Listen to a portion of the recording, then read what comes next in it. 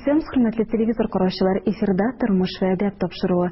Бүген без Баулы районының имам мөхтәсибе Әнвәр хәзрәт Хәмитов белән якынлашып килүче Яңа ел бәйрәме турында сөйләшербез. Әнвәр хәзрәт, нинди бәйрәм ул Яңа ел һәм каян килеп чыккан? Ассаламу алейкум ва рахматуллахи ва баракатуху. Шуннан да инде берничә көннән безнең бөтен дөньяда билгеләнеп үтә торган Яңа ел бәйрәме бит инде. Әгәр дә без аның тарихына карый торган булсак, аның төрле риваятлар бар. Ләкин күп вакытта менә соңгы вакытларда аны соңгы елларда, соңгы дистәләгән еллар дип әйтгәндә аны бәйриләр Айса алейһиссаламның дөньяга килү белән, аның туу белән Рождество дип әйтәләр, Рождество дип әйтәләр. Ләкин аның башкарак риваятлары да бар. Бу әле кешеләрнең күп Аллага табынган, яисә менә шул ширшага табынган элегрәк диннәрдә булган гореф-гадәтләр белән дә бәйләп китәләр. Бүгенге көнне инде күбрәк ул менә шул христиан дөньясында Айса алейһиссаламның дөньяга килү белән бәйләнгән.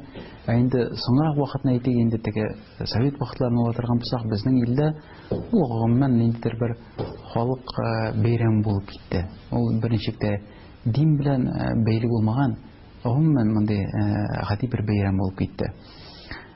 Һәм аны бүген көнне күп кеше дин белән бәйләп тә тормый, чөнки ничектер бер ел дәвамындагы була торган бер олы бәйрәм итеп күз алдына торган бер бәйрәмнәрдән булып тора. Әнвәр хәзрәт, инде мөселман кешесенә Яңа ел бәйрәмен каршыларга мөмкинме һәм аны ул ничек каршыларга тиеш? Әгәр дә инде менә шул Яңа елны каршылауга килә торган булсак, аны кайсы ягыннан карыйсың бит? Әлбәттә, инде теге әйтик, консервативрак булган безнең ислам динендәге галимнәрбез дип әйтик, аны менә шул дин күзлегеннән караганда, әлбәттә, ул теге рөхсәт ителми дип әйтүчеләр бар, чөнки чыннан да ул әгәр дә теге элегрәк заманнарда күп Аллага табыну, шул ширшага табынулар белән бәйле булган бәйрәмнәрдән итеп карый торган булсак, әлбәттә, ул тыелган бәйрәм була. Ләкин инде әйткәнемчә, аны гади менә шул халыкның бер бәйрәм буларак күз алдына китерә торган булсак, бәлки инде теге без аны традициясен дә үзгәртергә кирәк. Мөселман кешесе гадәттә бит инде менә шул ширшене идә бизәп куеп, һәм шул ук вакытны ширше янына өстәл кырып, ул өстәлдә инде теге коронный бер булып та шампанский дигән нәрсә бит. Алар булмаска тиеш. Алар булмаска тиеш. Аны теге гади генә үзебезнең кеше мантыгыннан гына карый торган булсак та, һәрбер яңа елда әйтелә бер сүз бит инде. Яңа елны ничек каршы алсаң, елны шулай дәвам итәсең дип, ел шулай узачак дип. Һәм шул сүзне әйтә торып кешеләр менә шул яңа елда бит инде хәмер эчелә бит инде. Исерткеч әйберләр кулланыла. Аның нәтиҗәсендә беренчедән нинди зур харам бит инде, бу ислам динендә иң олы харамнарның берсе. Икенчедән шул исереклек күп гөнаһлы эшләргә китереп чыгара. Әшәке сүзләр, әшәке эшләр шундыйларга китереп чыгара. Шуңа күрә теге гади менә шул нигә генә карый, дин күзлегеннән карамасак та, просто кеше логика ягыннан гына карасак та, ул ничектер туры килми, берсе-берсенә туры килми торган әйбер. Мөселман кешесе өчен бүген көнне әйтик, без аны дин бәйрәме дип карамасак, яңа ел ул инде безнең гореф-гадәткә кергән, чөнки без бу дәүләттә туган, монда үскән, монда без балалар бакчасына йөрдек, мәктәпкә йөрдек. Без аны күпме генә теге мөселман бәйрәме димәсәк тә, ул безнең инде канга кергән. Ләкин без моны ничек каршы алабыз? Һәрбер ел, һәрбер ниндидер бер мизгел узу, ул безнең өчен, менә без шуның хәтле вакытны хәзер безнең артыбызда калды. Умар разыяллаһу анһу әйтә: "Хасибу анфусахум кабла ан тухасибу" ди. Үзегезгә хисап бирегез ди, хисапка тартылганчага кадәр ди. Ягъни һәрбер кеше үзенең менә уздырган бер мизгеленә, узган бер көненә, аена, елына хисап бирергә тиеш. Мин бу елны күпме изгелек эшли алдым. Күпме ялгышуларым булды минем. Изгелекләр эшләгән булсаң, Аллаһ Тәгаләгә мөрәҗәгать итәсең: "Я Раббым, кабул ит бу изгелекләремне." Ялгышулар булган булса, Аллаһ Тәгаләдән гафу үтенергә кирәк, һәм киләсе алдыбыздагы елга ниятләргә кирәк, нинди дә булса тагын бер изгелекләр эшләргә. Сахабаларның тормышын ала торган булсак, алар турында әйтелә, аларның бер көне, менә узган көне киләсе көн белән ошамаган. Ягъни бүген алар бер ниндидер изгелек эшләгән булса, киләсе көнне тагын да артыграк изгелек эшләргә тырышканнар. Чөнки безнең ислам динендә, ислам күзлегеннән караганда, иң кыйммәтле әйбер булып бу дөньяда ул вакытта. вакытка билгеләгән аерым бер сүрә дә бар, Вал-Аср дигән сүрәсе. Анда Аллаһ Тәгалә әйтә, вакыт белән ант итәм ди. Аллаһ Тәгалә вакыт белән ант итә. Без бит менә без әйтәбез, кемдер ипи белән ант итәм ди, кемдер тегесе белән, монсы белән ант итәм ди. Аллаһ Тәгалә әйтә, вакыт белән ант итәм ди. Аллаһ Тәгалә вакыт белән ант иткәч, димәк, ул вакытның ни кадәр кыйммәтле икәнлеген күрсәтә. Чыннан да әгәр без моны карый торган булсак, күп әйберләрне бу дөньяда, ничек тә булса сатып алып була. Шулай бит, нәрсә беләндер алыштырып була. Ничек тә булса үзгәртеп була. Вакытны юк. Бер нинди байлык белән, бер нинди связьлар белән дип әйтик, аны кире кайтарып һәм үзгәртеп булмый. Шуңа күрә без, мусульман кешесе, нәтиҗә ясарга кирәк. Нәтиҗә ясарга кирәк узган елга һәм алдагы елыбызга ниндидер планнар куярга кирәк. Һәм инде әгәр дә ул бәйрәм киреп киткән икән, гаиләдә бар икән, безнең гадәттә инде менә ял көннәренә туры килә бит инде. Әйтик, балалар телле читтән шәһәрләрдән кайталар әти-әниләре янына.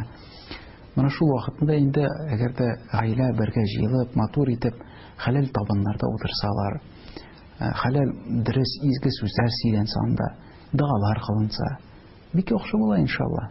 Аны менә шул изге теләкләр теләп бер-берсенә изге эшләр белән башланып китсә, иншалла, ниһаять бәлки яңа елларда күбрәк изгелекләр эшләнер, күбрәк яхшы эшләргә омтылулар булыр иншалла.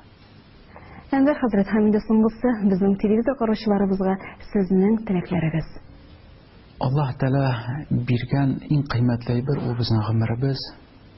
Бу гомерне мәгънәсе булмаган әйберләргә сарыф итмәскә кирәк. Мәгънәсез әйберләргә кулланмаска кирәк.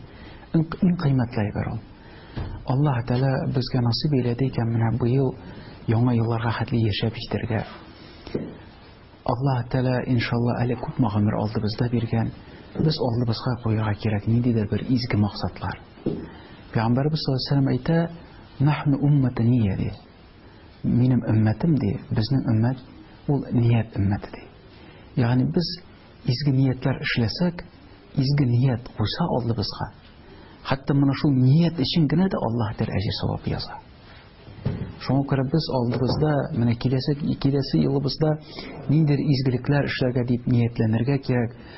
Шуңа иншалла планнар корып, шул эшләргә таба омтылырга кирәк. Әлбәттә, бүгенге көнне менә бу дөнья белән күп кеше акча белән мавыгып, туганлык җипләрен сүрәнәя башлый. Туганлык менә бу аралашулар, мөнәсәбәтләр сүрәнәя. Менә шул якка да карарга кирәк икенчерәк күз карашлар белән. Без күп вакытны менә чабабыз, менә мин фәлән максатыма ирешергә тиеш, мин шуның кадәр акча эшли башлагач, аннан соң инде гаиләм белән мөнәсәбәтне үзгәртермен, яхшыртырмын, күбрәк хатыным белән, балаларым белән булырмын, күбрәк әти-әниләремә барым дип юк. Менә иң кыйммәтле ул шул синең гаиләң, әти-әниң, балаларың. Менә аларга карата үзең яхшырак, күбрәк яхшы мөнәсәбәтне күрсәтергә, алар белән яхшы мөгамәләдә аралашырга кирәк күбрәк. Чөнки әгәр дә алар бу дөньядан китеп барса, менә күпме генә син тырышмаган булың, күпме генә син дөнья туплаган булма, кемгә калдырасың, кемгә кирәк була ул? Менә бу алар белән изге мөнәсәбәт, әгәр дә син үзең китеп барган көнендә дә ул бит кала, аларның исендә кала, аларның дуаларында кала ул.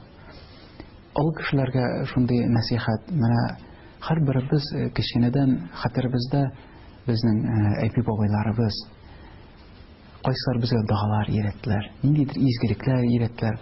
Уен аша, ничектер көлеп, нитеп, мәзәкләр сөйләп, изгелек пәйгамбәребезнең сөннәтен өйрәткән булганнар. Без аны ул вакытны аңламаган булсак да, хәзер аны менә китаплардан ачып карасак, без аны күрәбез. Менә алы кешеләр, әбиләр, бабайлар, теге телевизор алдында көне-төне яңалыклар, сериаллар карап утырганчы, аныклар белән сөйләшеп утырыгыз. Аларга үзегезнең уй-фикерләрегездә булган иң изге сүзләрегезне әйтегез, өйрәтегез. Ул балалар үсеп җиткәч, менә шул изгелекләрне искә төшереп, дуга кылырлар үзегезгә. Ул дугалар барып җитер үзегезгә, рухларга шатланыр иншалла. Һәм гомумән инде Аллаһ Тәгалә киләчәгебездә хәерле, иминле, тынычлы еллар насыйп итсен безгә. Сугыш кебек афатлардан саклап, ачлык кебек афатлардан, сынаулардан саклап, тынычлык, иминлек белән яшәргә насыйп итсен иншалла. Ассаламу алейкум ва рахматуллахи ва баракатух. Әнвәр хәзрәт, тулы җавапларыгыз өчен бик зур рәхмәт. Хөрмәтле телевизор караучылар, сез тормыш вә әдәп тапшыруын карадыгыз.